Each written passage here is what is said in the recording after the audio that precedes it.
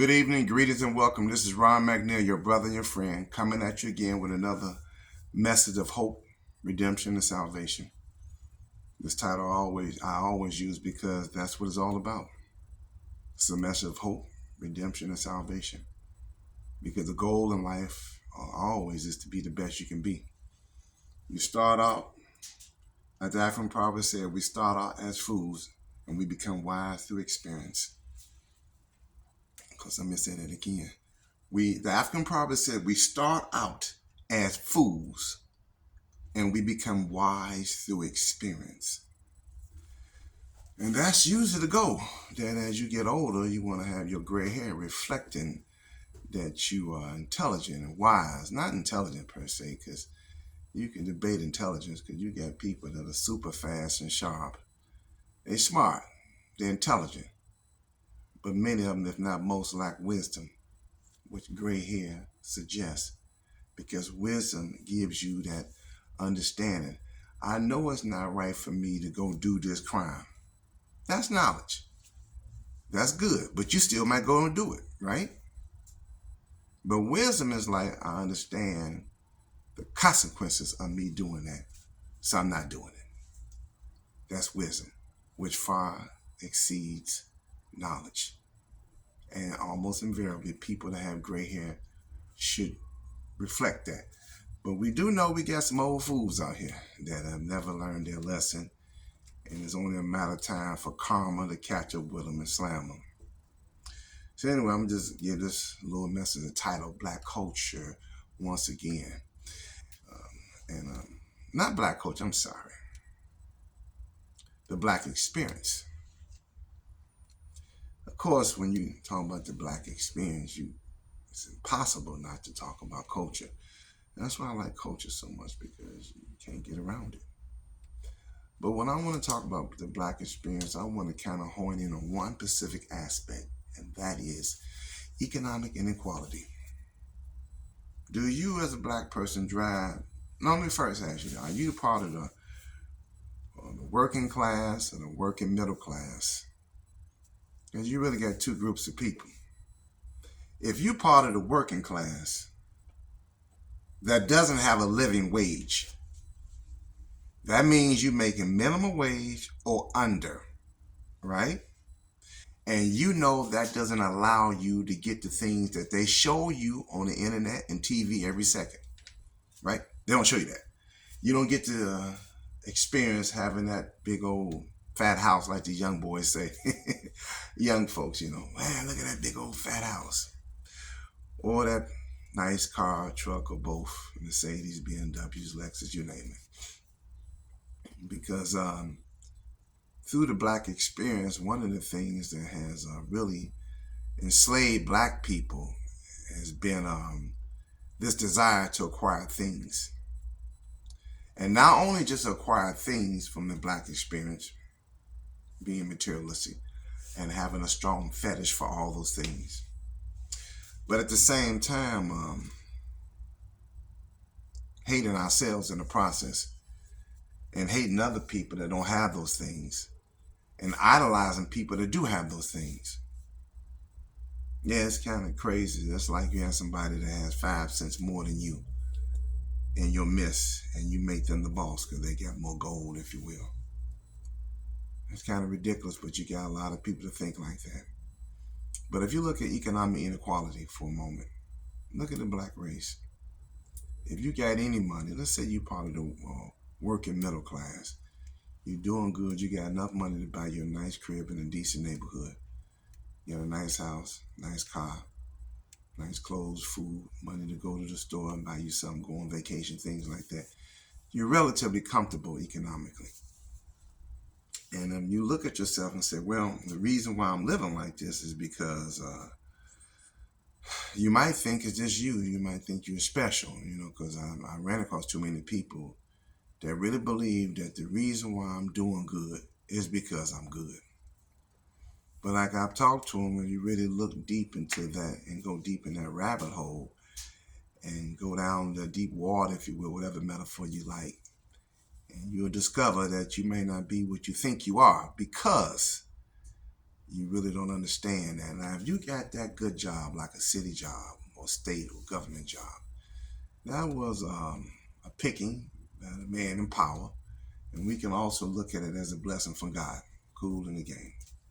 If you went to school, went to college, and got your job based off what you graduated from college with, the white man picked you, blessed from God.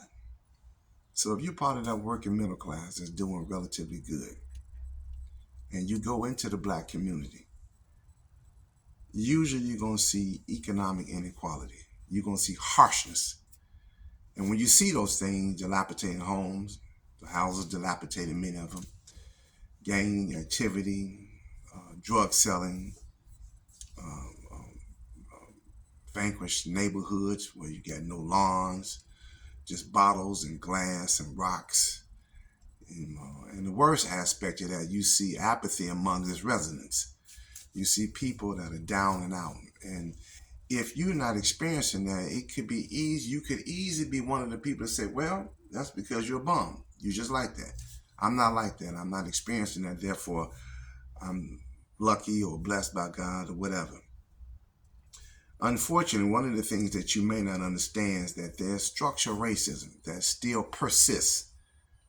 Since 1619, we came in as 100 niggers, as John Hope Franklin said in his book From Slavery to Freedom, and in her great book 1619 Project, Origin of 1619 Origin by Nicole Hannah-Jones. We started off from 1619 to right now. Slavery came as 100 niggers, 250 and 60 some years of slavery, 100 years of Jim and Jane Crowism, which is legal segregation, to where we're presently at right now. Nothing changed, or rather much hasn't changed. It really hasn't. Cell phones, TVs, and cars, and maybe access to a few more dollars. And that's about it. Really nothing has changed.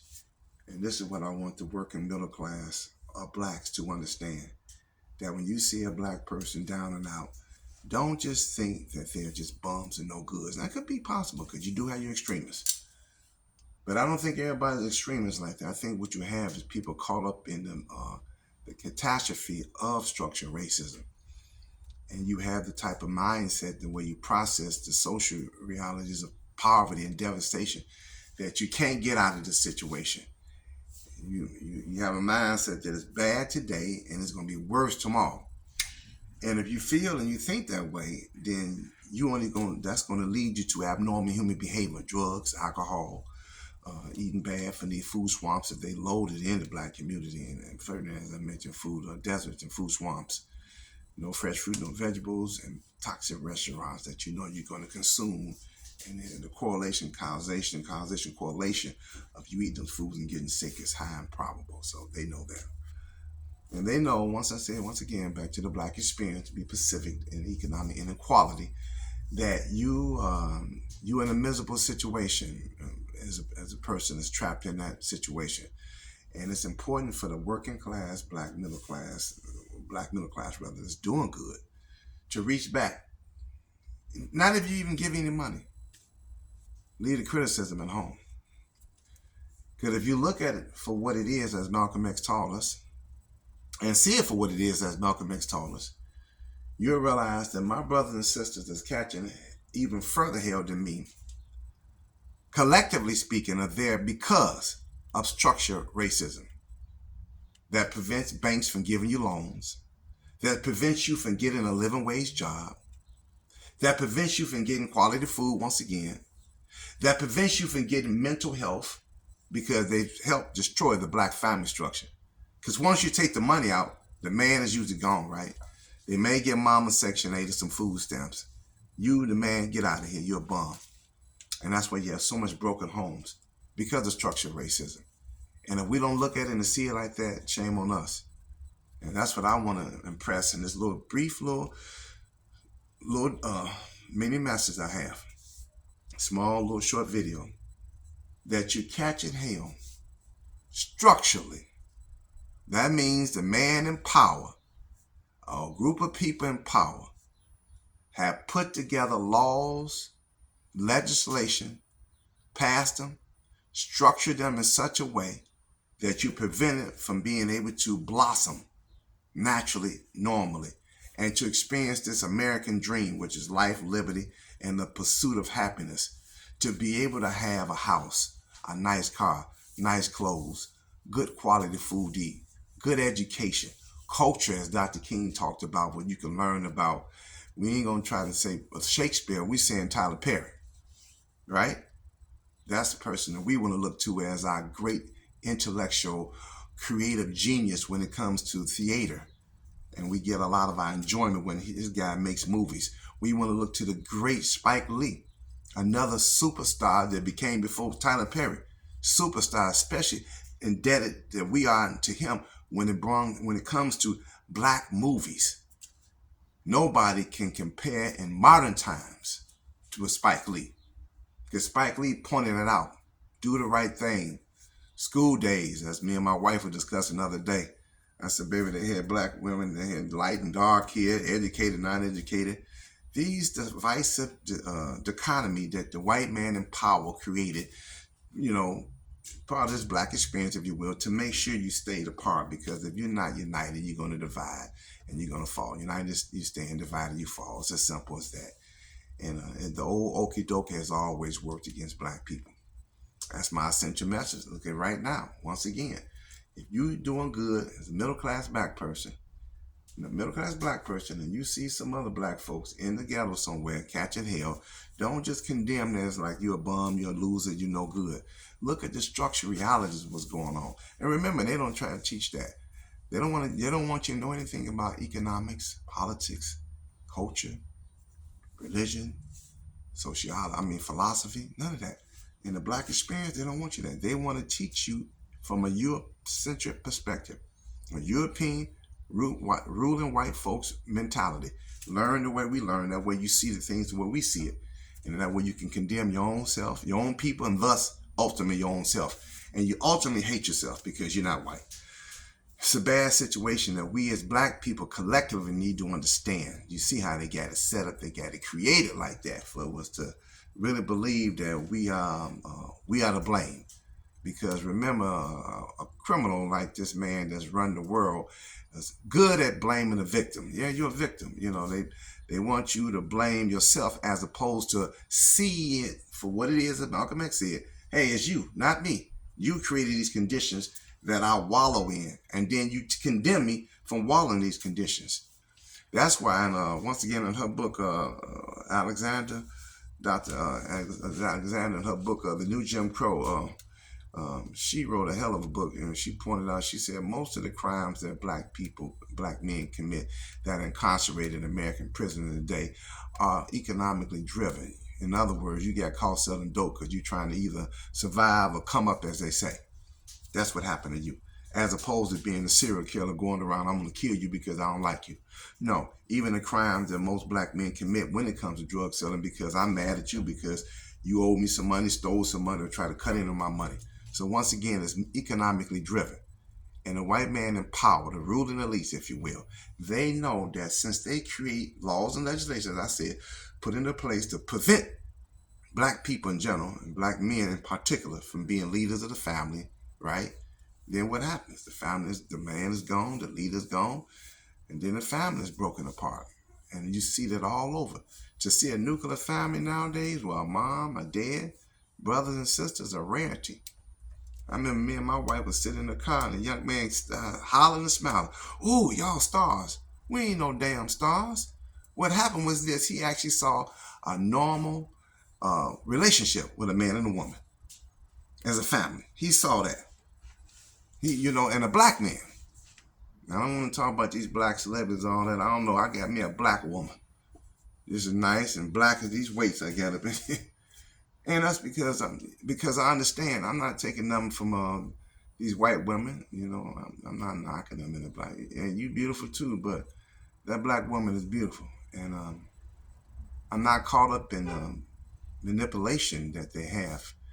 They created just who's beautiful, who's not. And it's such a sad entity that black people, we fall trapped to everything they bring to us, and we're not analyzing it critically. Because if we were to analyze it critically, we would denounce it immediately and see it once again, Malcolm X, we'll be able to see it for what it is, and we'll deal with it for what it is. That black self-love becomes important. Black respect becomes important. But once again, in this black experience message, I'm going to wind it down in a second. I just want to emphasize that if you see somebody in the black community, black like you, but catching hell, count your blessings. Understand the root cause of it, the origin of it, if you will. The origin is race prejudice and structural racism that prevents normal aspirations, if you will. And it prevents you at the structural level, because as soon as you try to do this, do that, like a chess game, they get ready to counter you immediately, and they got it set up like that. And the ones that slip through the cracks, like I said, count yourself lucky, and beyond that, super blessed by God, if you will, because other than that, you wouldn't have been able to make it. Don't think yourself smart or special, because you're no smarter than nobody else. When people out in the street are super smart. Matter of fact, some of them are too smart, and they grasp information so good that it depressed them so fast. Now they got to use drugs. That's why I always say that it might be favorable to be a little slow if there is such a thing. And the reason why I'm saying it, because maybe you don't need to let things be able to absorb things so good, because maybe you need them to let them fly over your head a little bit so you can be a little bit more at peace. Because most of the people, if I talk to them about the black experience, they can't handle it. They can't, just like that movie with Tom Cruise and Jack Nicholson, when he said, you can't handle the truth. I said, what kind of clown stuff is this? But as the years went by, I don't know the name of the movie, A Few Good Men, I don't know, whatever it is, like I said, when Jack Nicholson told Tom Cruise, you can't handle the truth. Well, most people can't handle the truth. They can't. They don't deal with truth. They like lie. They like fantasy. They like denial. They like blame everybody else, pass the blame, avoid the guilt, take all the credit. They like, it ain't me, it's y'all, it's them, and it's this. And the reason why you haven't got this because you do this and all that. When they're actually not looking at the situation, once again, like Malcolm said, for what it is, Because if you look at it for what it is, you'll be able to deal with what it is. And, when the struggle consists and persists, and it's consistent. And like I mentioned to many black men, don't worry about getting, taken away from or dying or getting killed, standing for what you believe in. Historically, we know what white America has done to us, ruling white America, that is, rather. They kill you, assassinate your character, imprison you, things like that. Well, you're not here to last forever. And it takes some form of courage to step out and make a statement, say, hey, man, this is wrong. But if you got God on your side, you don't have to worry about all that other stuff. But anyway, once again, like I said, the middle class that are doing good, when you see the working class, particularly ones that don't make that money, not a living wage, be more sensitive, be more loving, be more kind, be more considerate, and understand structural racism is the root cause of why we don't have what we have. And that's not making an excuse to say you can't get it. It's just showing you that it's going to make life double harder. And that means you got to woman up, man up, toughen up to make it happen and overcome that.